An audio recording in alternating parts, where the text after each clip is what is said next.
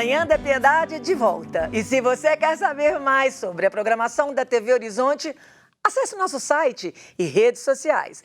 Aproveito também para te lembrar de mandar seus pedidos de oração para o nosso número 996428473.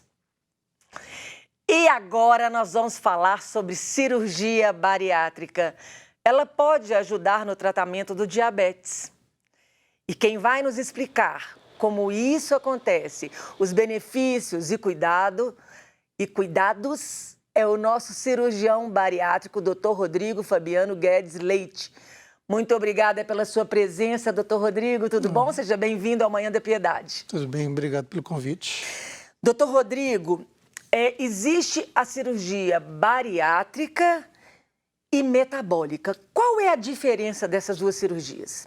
Bom, em termos técnicos, são muito semelhantes, tá? Tanto a cirurgia bariátrica quanto a cirurgia metabólica. A grande diferença seria o objetivo do procedimento. No caso da cirurgia bariátrica, o grande objetivo é a perda de peso e a melhora dos problemas de saúde relacionados. E as indicações principais seriam ou o paciente obeso mórbido, que tem um índice de massa corporal acima de 40, independente de ter qualquer problema de saúde relacionado, ou o paciente que tem um índice de massa corporal acima de 35 com problemas de saúde relacionados. E aí vem hipertensão, diabetes, apneia do sono, esteatose hepática e vários outros. Quando a gente fala de cirurgia metabólica, o grande objetivo, na verdade, é a cura ou remissão do diabetes tipo 2 e da síndrome metabólica. E atualmente os critérios indicados são os pacientes que têm um índice de massa corporal acima de 30, mas com um diabetes mellitus de difícil controle clínico, mesmo com tratamento otimizado, já sendo acompanhado com endocrinologista, nutricionista, uma equipe multidisciplinar. Doutor Rodrigo, essa semana a gente está falando da diabetes. Como que um paciente que tem a doença, o diabetes, pode se beneficiar através dessas cirurgias? Bom, o princípio, o paciente diabético, ele vai ter benefício quando realmente ele preenche esse critério de indicação, tá? Ou seja, tem um índice de massa corporal acima de 30 e um diabetes de difícil controle, tá? Porque realmente no momento em que nós estamos, em termos de conhecimento médico, em termos do que já foi publicado na literatura médica, viu-se que os pacientes com essas características, eles têm um benefício consistente do procedimento, com um índice alto de remissão do diabetes ou até mesmo cura. Ou seja, pacientes que já estão usando hipoglicemiantes orais, podem deixar de usar, alguns já estão na insulinoterapia, acabam abandonando a insulinoterapia por causa dos efeitos da cirurgia, tá? Mas na literatura já existem vários trabalhos em andamento tentando reduzir esse índice de massa corporal e para ver se realmente existem outros grupos de pacientes, que seriam os de sobrepeso, que poderiam também se beneficiar da cirurgia. Falando desse sobrepeso, o IMC, o índice de massa corporal, né? Do paciente diabético e do paciente que não tenha diabetes, é o mesmo índice? Não, né? No caso, o paciente diabético, certo? Existem pacientes diabéticos que eles podem ter simplesmente sobrepeso, o índice entre 25 e 30, tá? E tem os diabéticos acima de 30. O que a gente tem que observar é que, infelizmente, no momento em que a gente está, em termos de conhecimento médico, o paciente com sobrepeso, ele ainda não teria indicação do procedimento metabólico, uma cirurgia metabólica, enquanto o procedimento estaria indicado com o índice acima de 30. Quando o procedimento é indicado, o SUS cobre isso para os pacientes? Atualmente, o SUS ele cobre a cirurgia bariátrica, né? Ou seja, quando o paciente ele tem um índice acima de 35. Tá? No caso da cirurgia metabólica mesmo, ou seja, quando o paciente tem um índice entre 30 e 35 e o diabetes de difícil controle, ele foi, apesar de já ter vários anos de pesquisa, mais ou menos em 2016, 2017, que o Conselho Federal de Medicina reconheceu a cirurgia metabólica e autorizou que ela fosse realizada nos centros médicos brasileiros. Existe, no momento, uma campanha, né, um engajamento de várias sociedades médicas para que a ANS ela incorpore a cirurgia metabólica no rol de procedimentos deles. São poucos os planos de saúde que cobrem a cirurgia metabólica, a maioria, infelizmente, não cobre, tá? Mas existe uma perspectiva de que, num futuro próximo, já esteja sendo coberto. Infelizmente, o SUS ainda não oferece cirurgia metabólica. Isso, né? É uma pena. A diabetes, ela tem tipo 1 e tipo 2. Para indicação de cirurgia bariátrica, qualquer uma das duas ou tem uma indicação, além do IMC, né? O fato de ter tipo 1 ou tipo 2, as duas têm indicação? No caso do paciente, quando tem o índice de massa corporal acima de 35, vai, ainda assim, se a gente for considerar como comorbidade relacionado à obesidade, seria o diabetes tipo 2, tá? No caso do diabetes tipo 1, que já é o insulino dependente, o paciente ele pode se beneficiar também da cirurgia bariátrica, tá? Desde que ele tenha outros problemas de saúde que justifiquem o procedimento.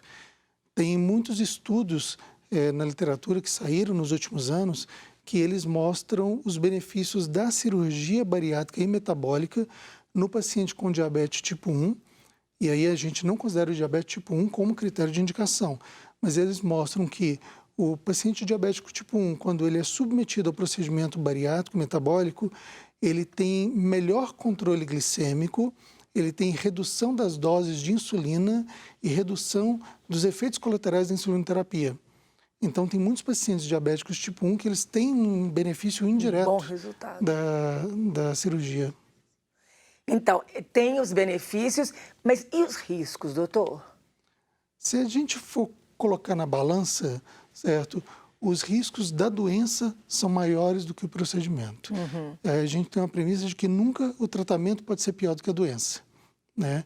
Se formos considerar os riscos do diabetes tipo 2, que é infarto, derrame, insuficiência renal, com evolução para hemodiálise ou para um transplante renal a longo prazo, retinopatia diabética com risco de cegueira, riscos de amputações. Coisa, né, doutor?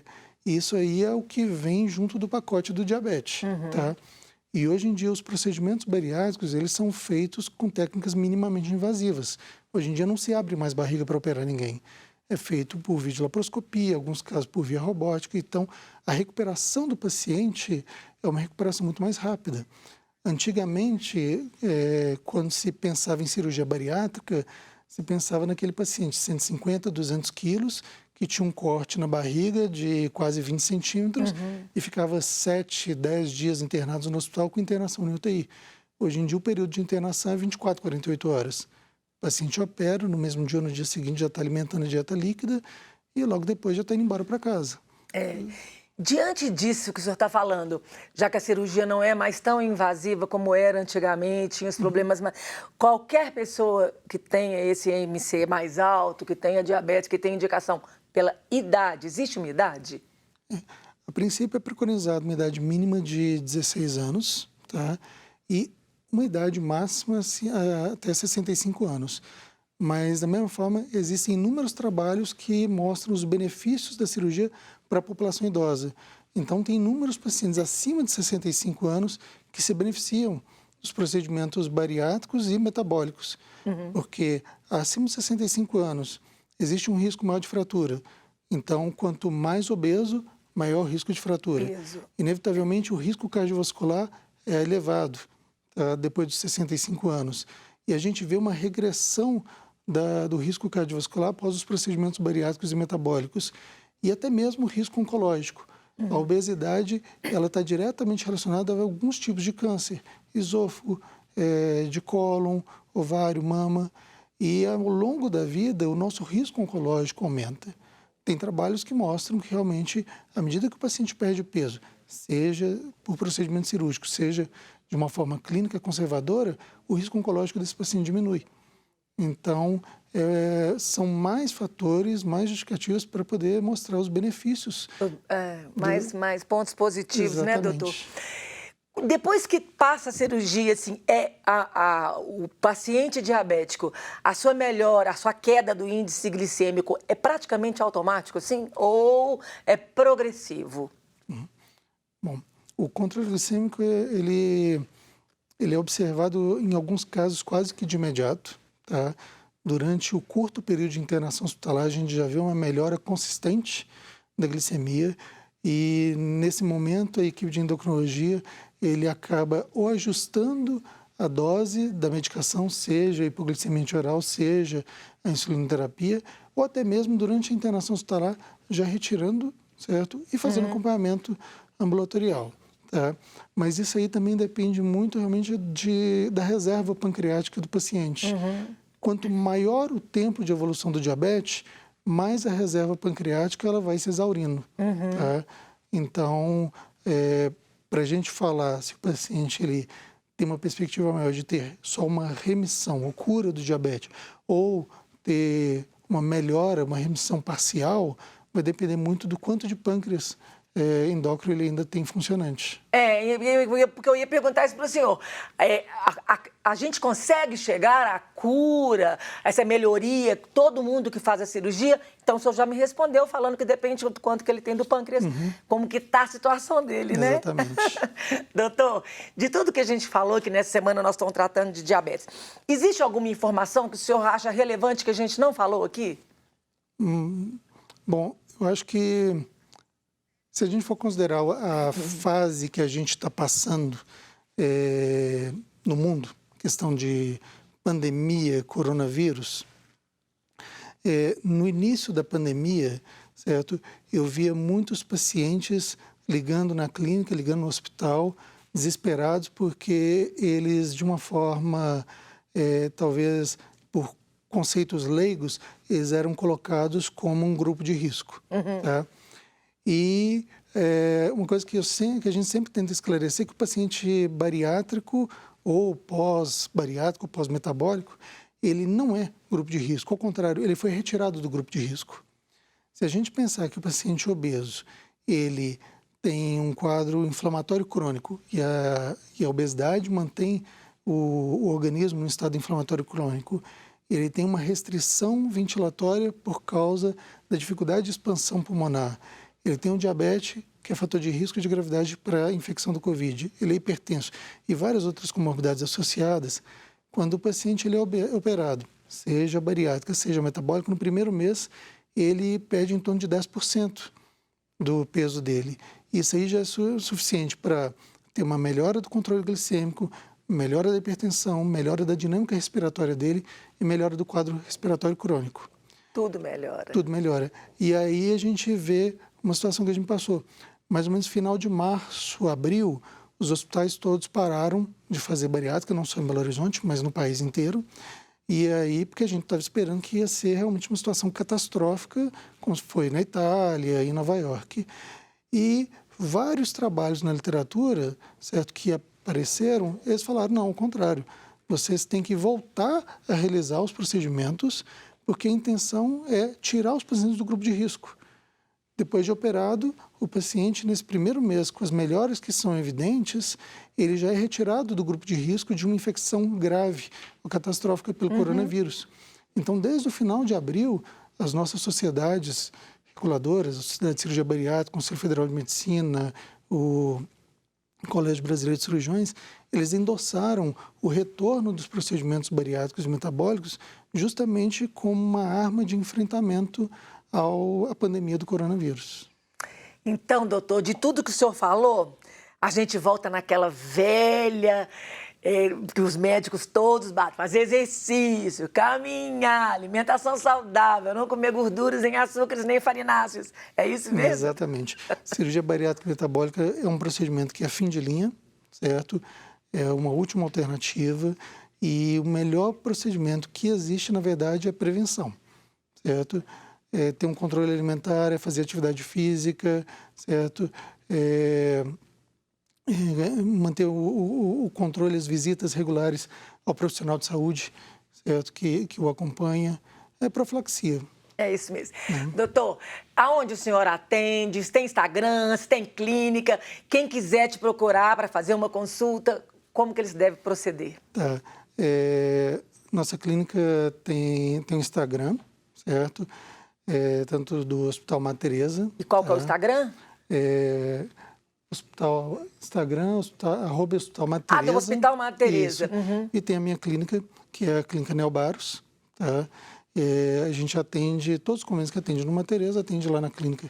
Nós vamos colocar o crédito do arroba aí da clínica e o Madre Teresa. E, doutor, muito obrigada, que Deus abençoe suas mãos, abençoe seus olhos, né? Para que tenha sempre um diagnóstico acertado e que o senhor só veio acrescentar para nós a nossa semana da conversa de diabetes. Muito obrigada. Obrigado pelo convite. E a gente vai fazer agora um intervalo. No próximo bloco, vamos falar sobre artesanato. Que eu amo, né, gente? Vamos combinar?